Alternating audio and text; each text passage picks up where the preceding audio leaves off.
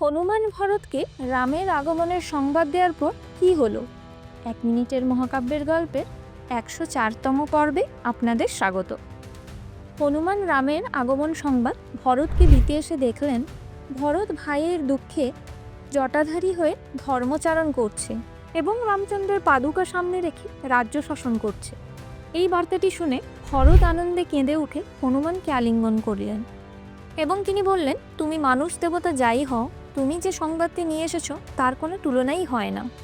আমি তোমাকে 1,00,000 গরু, 100 গ্রাম, 16টি সৎ গুণ সম্পন্ন শালঙ্কারা কন্যা দিচ্ছি। এবং হনুমান ভরতকে রামের বনবাস থেকে রাবণ বধ করা পর্যন্ত সমগ্র ঘটনা বর্ণনা করলেন।